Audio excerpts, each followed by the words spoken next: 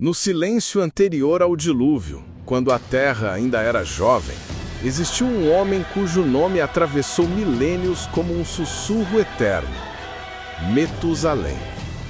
O homem que viveu mais do que qualquer outro ser humano registrado na história. 969 anos. Quase um milênio respirando o ar da criação original antes que o mundo fosse engolido pelas águas do juízo. Seu nome aparece em Gênesis, como se fosse apenas mais um elo de uma cadeia genealógica. Mas, por trás das letras, existe um mistério profundo. Quem era esse homem? Como conseguiu viver tanto tempo?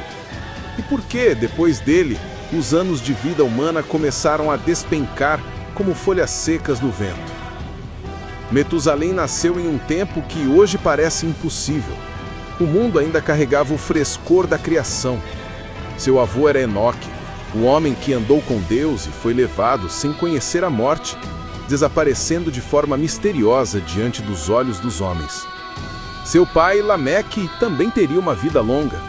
Essa era uma linhagem marcada por algo sobrenatural, uma herança que não vinha apenas do sangue, mas de um favor divino que pairava sobre aquelas gerações.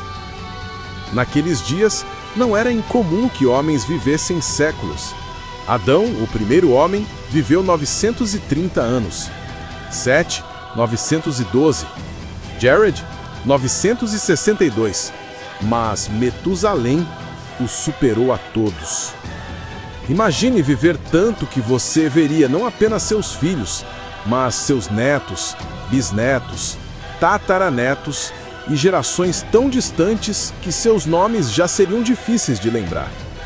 Imagine uma juventude que durava séculos, com forças para trabalhar a terra, viajar, construir e ensinar, enquanto o mundo ao seu redor mudava lentamente. De acordo com os cálculos baseados na genealogia bíblica, Metusalém teria nascido por volta do ano 687, após a criação do mundo. Ele cresceu ouvindo histórias contadas por homens que conheceram Adão pessoalmente. Sim, Adão, o homem formado pelas mãos do próprio Deus. Pense no peso disso. Metusalém escutava relatos sobre o Éden, sobre o som da voz divina caminhando no jardim, sobre a perfeição antes da queda. Essas histórias não vinham de livros, mas de testemunhas diretas, ainda vivas. A Bíblia registra que Metusalém viveu até o exato ano em que o dilúvio destruiu a terra. Isso fez com que muitos estudiosos acreditassem que sua morte foi um marco profético. Seu próprio nome em hebraico pode ser interpretado como "quando ele morrer, será enviado", ou "sua morte trará", como se Deus tivesse ligado o relógio do juízo ao fôlego desse homem. E de fato, quando ele morreu, o juízo veio. Por que então as pessoas naquela época viviam tanto? A Bíblia não explica em detalhes, mas existem pistas. Antes do dilúvio, a atmosfera era diferente, o clima mais estável e o corpo humano ainda não havia acumulado séculos de mutações e doenças.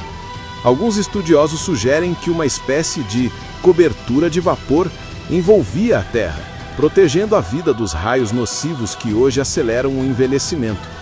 Outros acreditam que era o propósito divino permitir que a humanidade tivesse séculos para crescer, aprender e se multiplicar antes que o mal se espalhasse demais.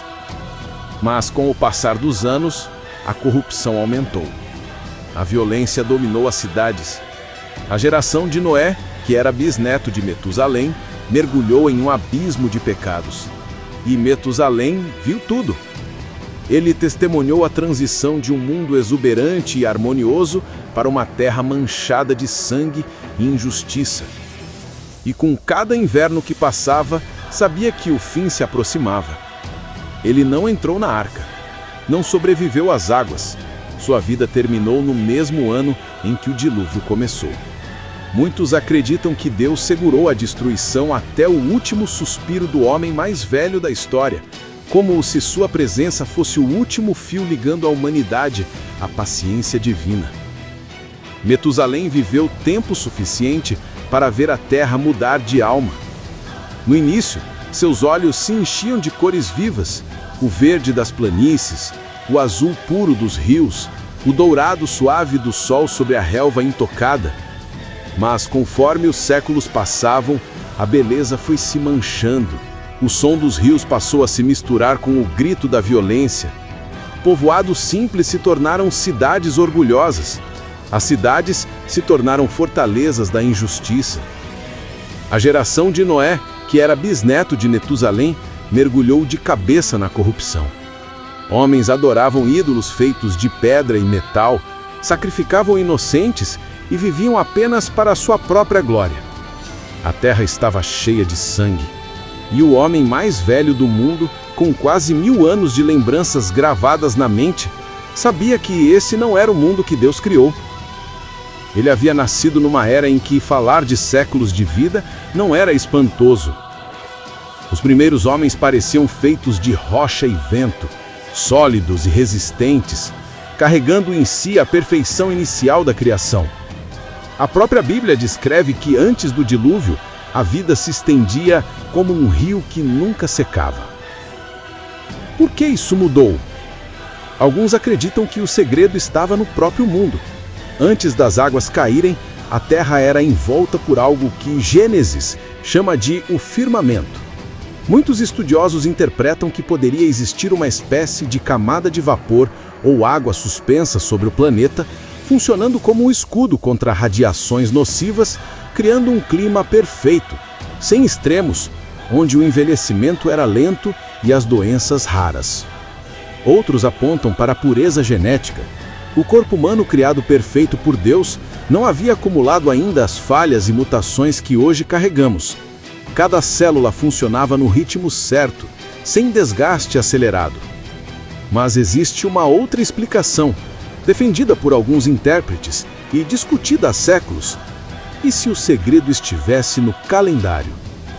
E se anos naquela época não fossem como os nossos?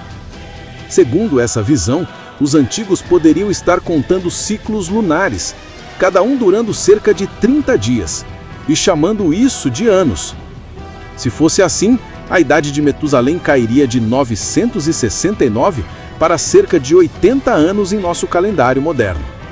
Mas há um problema grave nessa teoria. Um homem de 80 anos naquela era ainda seria jovem.